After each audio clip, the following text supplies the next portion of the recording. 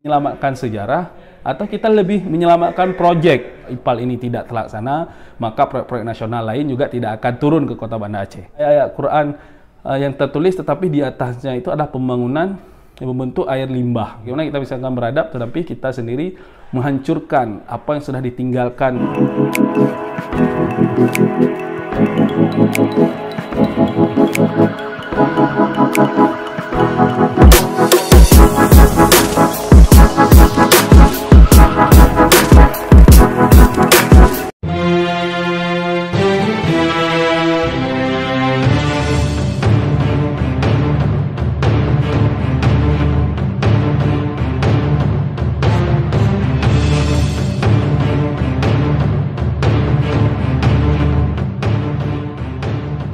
Memang terkait IPAL ini kan sedang ada polemik yang di tengah-tengah masyarakat, tidak hanya menjadi isu bagi warga Kota Banda Aceh saja, tetapi juga menjadi isu Aceh sekarang. Dan bahkan tidak hanya Aceh saja, bahkan sudah media nasional pun sudah meliput terkait isu IPAL. Dan juga kalau berbicara nasional saja juga tidak, sudah internasional. Karena sudah ada beberapa ilmuwan seperti ilmuwan dari Turki, ilmuwan dari Inggris juga sudah memberikan komentar terhadap tentang khususnya Kampung Pandey.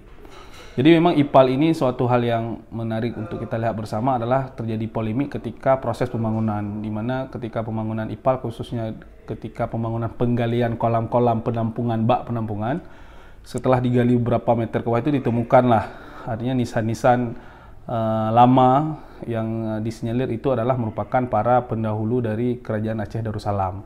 Nah, jadi perbicaraan tentang IPAL sendiri adalah pembangunan sekarang itu berada di kawasan Kampung Pandey dan Kampung Jawa.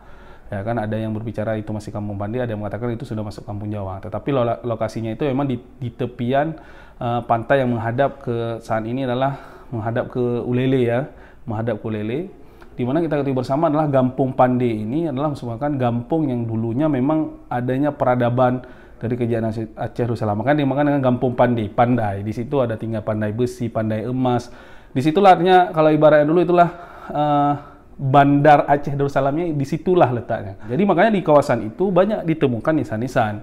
Ya kan, kalau kita hadir sekarang Kampung Pandey, kita akan melihat nisan-nisan itu tidak hanya di lokasi IPAL saja, tapi banyak di bekas-bekas tambak itu yang nisan-nisan itu sudah tergenang dalam air. Ketika air surut itu akan nampak dia.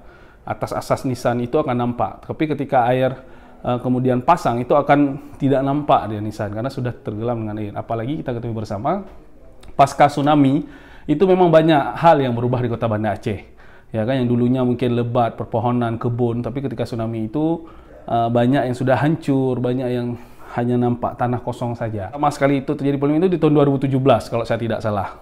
Jadi pada saat proses penggalian itu ternyata ditemukanlah oleh pihak pelaksana atau kontraktornya itu adalah batu-batu nisan. Yang sekarang mungkin batu nisan yang terjadi polemik itu kita lihat sudah mulai dipindahkan dekat Pos Satpam. Pada tahun 2017 itu, sehingga saya belum menjadi anggota Dewan juga, saya ikut terlibat dalam mengadvokasi agar itu dihentikan. Proyek IPAL itu dihentikan. Kenapa? Yang pertama adalah, memang kalau berbicara tentang nisan, banyak juga tempat-tempat lain dengan efek pembangunan sudah mulai terkikis lah, hilang. Ya kan? Dan itu sangat kita sayangkan. Nah, jadi yang kemudian kita sayangkan lagi adalah, karena yang namanya IPAL ya, IPAL ini kan kepanjangan, ada yang menerjemahkan ada instalasi pengolahan air limbah. Jadi yang ingin kita sampaikan adalah proyek di situ ini adalah limbah. Yang namanya limbah ini kan konotasinya itu adalah najis, kemudian kotor, kemudian sesuatu hal yang kita pahami adalah itu suatu hal yang tidak baik. Ya kan, konotasi limbah. Meskipun kita harus mengakui bahwasanya proses pembuatan IPAL bagi Kota Banda Aceh itu penting. Proses pembuatan IPAL itu bukan masa Pak Amin. Itu sudah perjalanan panjang, bahkan disebutkan dari masa Pak Mawardi itu perencanaannya hingga proses pembuatan itu di masa Iliza. Baru mencuat permasalahan itu ketika awal masa Pak Amin terpilih. Sehingga karena itu pada masa itu saya teringat sekali sampai Irwandi pun pada itu baru terpilih, ya kan, menyampaikan itu harus dihentikan. Bahkan hadir pada saat itu juga Fadlizon, Nasir Jamil dan beberapa juga tokoh Aceh lain yang menyebutkan agar itu dihentikan. Ya kan, kenapa itu dihentikan? Karena sudah ditemukan situs-situs itu. Jadi kita tahu bersama kan, bagi kita, salah satu peninggalan yang masih kita bisa saksikan hari ini, yang masih ada bekas peninggalan Kerajaan Aceh Darussalam itu, salah satunya itu kan nisan sekarang. Yang artinya itu menjadi peninggalan yang bisa kita lihat masih, bisa kita pelajari masih. Nah, makanya ketika terjadi pembangunan ini yang cepat kemudian menghilangkan nisan-nisan ini, kita khawatirnya ke depan kita tidak tahu lagi bagaimana perjalanan kisah kebesaran Kerajaan Aceh Darussalam yang itu dapat meningkatkan marwah orang Aceh. Ya, inilah yang sebenarnya menjadi polemik. Ini adalah pemilihan. Kita ingin memilih menyelamatkan sejarah atau kita lebih menyelamatkan proyek yang sebenarnya itu masih bisa kita cari tempat yang lain, ataupun misalnya proyek yang sudah terbuat karena kita, mungkin karena kesalahan, ya kan, kita membuat sesuatu yang lain yang artinya di lokasi itu tidak membuat tempat yang dapat meruntuhkan marwah dari orang Aceh sendiri.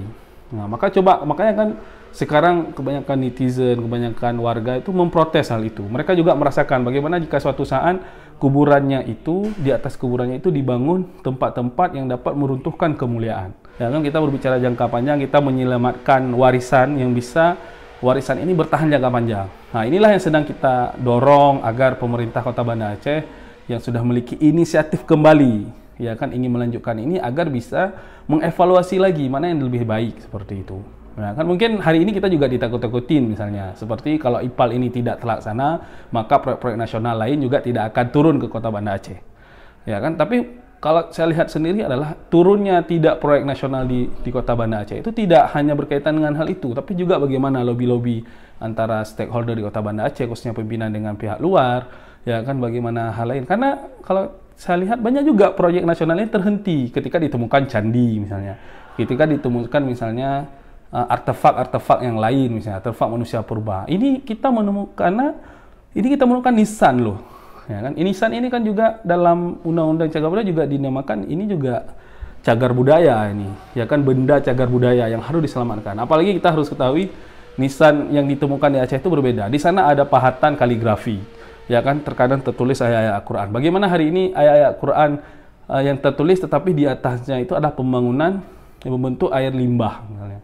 Nah, ini yang harus sebenarnya kita berpikirkan. Jadi kalau misalnya ada disebutkan di pertemuan itu hasil penelitian dari Wansa, Pak Dr. Husaini menyebutkan itu adalah orang biasa.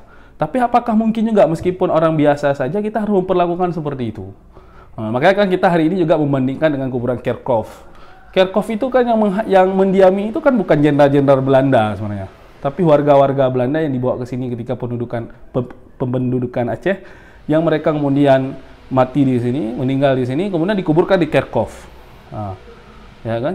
Nah, mereka saja yang jauh ke sana dari Belanda ke Aceh menjaga itu bagaimana indatu mereka, karena mereka ingin membuktikan di sini kami pernah mencoba untuk menjajah Aceh, kami pernah mengekspansi Aceh.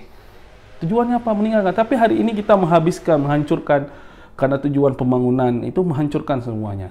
Makanya coba kita pikirkan misalnya 200 tahun kemudian, 300 tahun kemudian, ketika misalnya terjadi sesuatu ingin diteliti bagaimana kejayaan Aceh, maka nanti ketika diteliti akan ditemukan adalah pembangunan IPAL, limbah, sampah di situ, ya kan?